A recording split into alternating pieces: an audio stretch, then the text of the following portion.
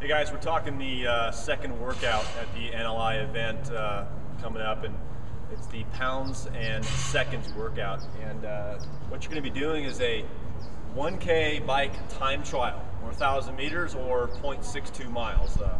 For those of you that need that equation transformation there. So this is the watt bike that you're going to be riding on. Some of you may have seen it before. It was at the CrossFit Games in July.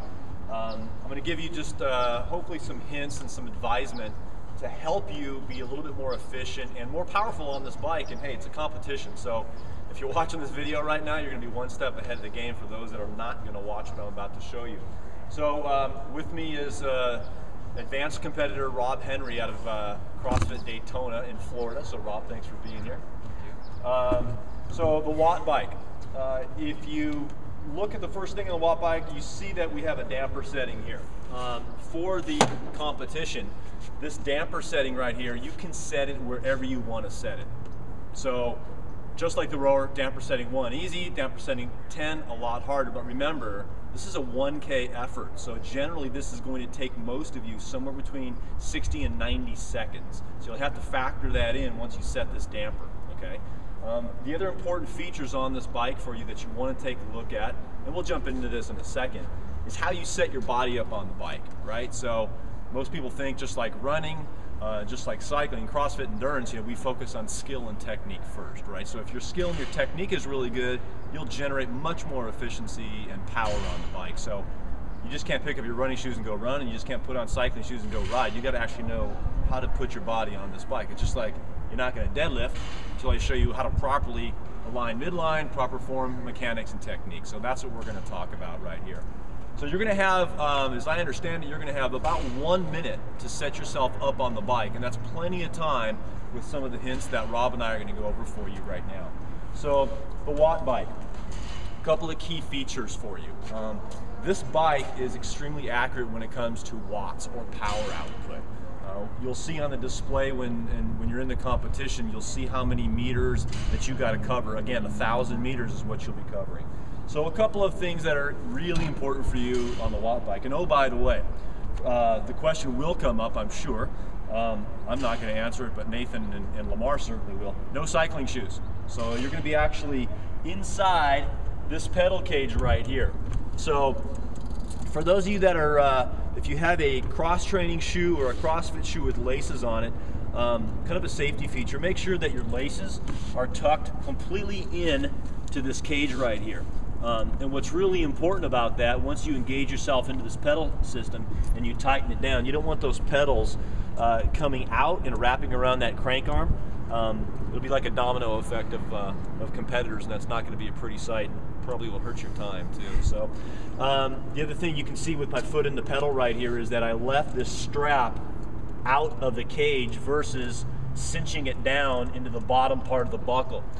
Leave it out. Don't cinch it down through the bottom part of the buckle like this. This is not what you want to do. You want to keep it out. You want to keep it out so you can tighten it down once you get engaged on the bike. Okay, simple stuff. So let's talk about how to position yourself on the bike. I'm going to use Rob as my subject. So one of the first things that you can do, if you know that little bony part on your hip right here, your first eyeball level is that's where you're going to put your saddle height. Okay, so you have 3 basic adjustments that you can put on the bike. You have saddle height, which is the most important thing. So if you're going to screw everything else up, just make sure you get saddle height right, okay? After the saddle height, we can adjust the saddle fore and aft or forward and back. That's going to really affect that Q angle out of your hip, or how much bend you have in your knee basically.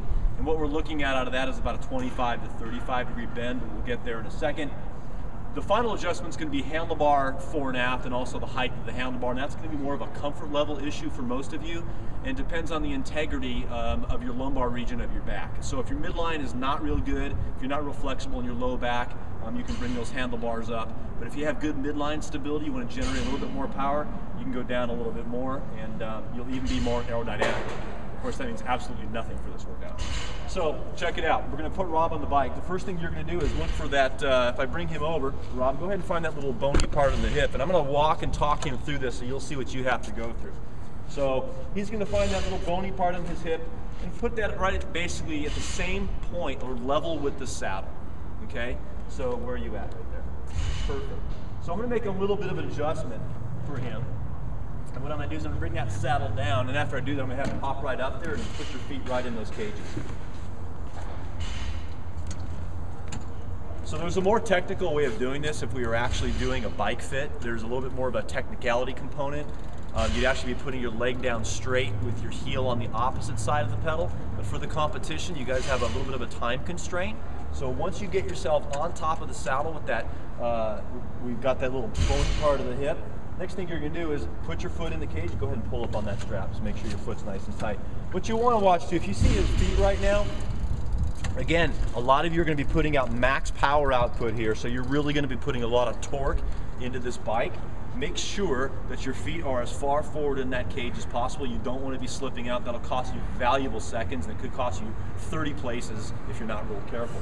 So, right now, and I'm not worried too much about his upper body, but I'm going to make sure that this crank arm is at about 6 o'clock. So, the key on this is you want to look down at this crank arm at 6 o'clock, and you want to have a slight bend in his knee. Guess what? We've got that right now. So we have a slight bend in his knee. It's not straight, okay?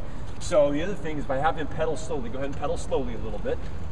And you know, Rob is very, very strong. He's a training beast. So he's got great midline stability. His hips are not rocking here, so his saddle height is perfect, okay? So that's the first little option we're looking at. Now go ahead and put that left leg crank arm at 3 o'clock. So bring it up a little bit right here, right there.